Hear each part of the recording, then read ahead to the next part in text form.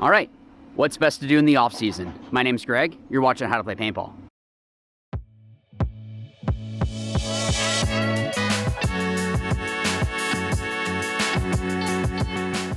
So this is something that I had gone over on my live stream, actually. So if you guys aren't looking at that, it's pretty much every other Tuesday. I'm doing some sort of a live stream on the channel.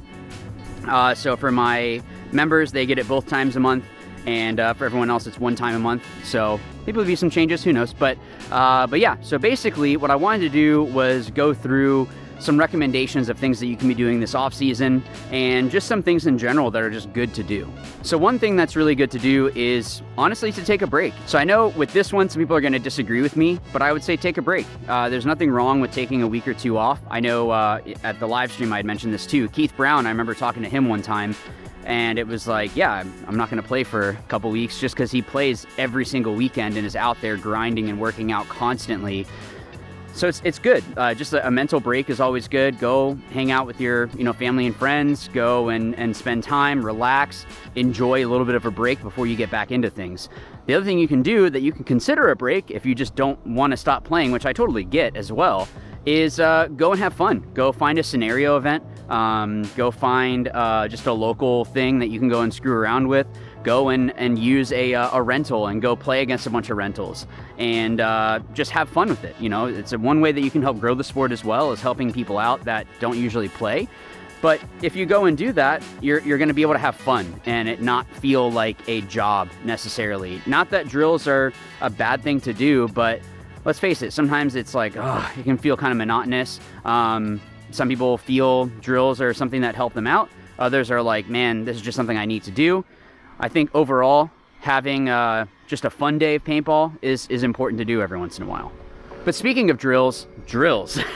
I'm a big proponent for drills. This is something that when I was coming up in paintball, it's something that some earlier teams I played with didn't really drill a lot. The idea being that that's something you can do on your own time, which I agree. There are certain things that, yeah, you can go and get a target and go shoot it for a whole day and get better at your snapshot, your laning, all of those things. So making sure that you're going out after having that little of a break, breather, whatever, go in and see what is it that this past season, what did I really struggle with? And be honest with yourself. It's okay if you go and you're like, man, my snapshot was garbage. Go and practice that. Hey, my snake playing was terrible. Okay, do some circuits in the snake. Do some practicing where you're putting yourself in situations in the snake. Do different drills where you're putting yourself in these positions that you failed in during the season that now can become strengths. So kintsugi is a mindset that you should have. Kintsugi is the Japanese art of broken pottery being put back together with either gold or silver. The idea being that now the faults that once broke it are actually making it stronger and more beautiful. So kind of the same mindset you can take. Whatever my faults were this past season, and we all have them. I don't care what level you play at. You can look back and see, oh man, my communication or this, or I can improve at this. There's always something you can do better. So being that 1% better every single time you get on the field is going to make a huge difference. So with drills, make sure that don't do it halfway. If you're going to do a drill, do a drill. Push yourself. Make it something that is going to be a challenge. Don't make it where it's easy. If you're making it easy on yourself, you're not helping. You're just wasting money at that point. Like whether it be your money or someone else's money. If someone's like, hey, I'm going to give you a case of paint. Okay, well, you just wasted their money because that money that they had spent to get it, you're not helping yourself. You're not improving at all. You're staying at the same plateau. So to break through that plateau, you want to put yourself in situations and drills that are going to help you to improve. So the next thing that I would say is if you need to change teams or whatever, if you are going into a tryout, how is it that I can have a realistic idea? If you've just got done playing D4, it's a very low chance that you're going to be able to go and play pro. Does it happen? Absolutely. There's some guys that are super talented and pro teams can see that and cultivate it. Absolutely, that does happen, but the percentages of that happening are very low. So if you just got done playing D4, you can't expect to just jump into semi-pro or pro. Now, if you want to put yourself in a situation where you're challenging yourself and you're going to a tryout, just go in with realistic expectations. Not that, oh man, I'm going to be so upset if I don't make this team. The other thing is looking at what's going to be best for myself? You know, how important is it to be playing with your friends or trying to progress into those higher ranks? Sometimes you have friends that just want to go screw around. That's okay. There's nothing wrong with that. There's some guys that want to just go and play D3, and that's the highest that they want to play. They don't care. They just want to go and have fun. All right. Like for me, when I was coming up, I was like, no, I want to play pro. Like that's what I wanted to get to. So what do I need to do to get to that? Obviously, don't stab anyone in the back. Don't do that kind of stuff. Be professional about things. So it's just things that you want to make sure that you don't burn bridges. You want it to be that you're still being professional in the way that you might leave a team. But if you are going to a tryout, let's say that the team you played for this season fell apart. It happens. When you go to a tryout, make sure that you already know, can I afford it? Is this feasible? What's their schedule? Understanding what it is, because you don't want to go to a tryout and the team say, yeah, we want you, and here's how much it's going to be for practice, and here's our practice schedule, and you go, oh, I can't do that. Well, you just wasted all their time and you wasted yours. Like there was really no reason for you to go there. You could have gone and done something else. So just ask the team, what's your usual schedule?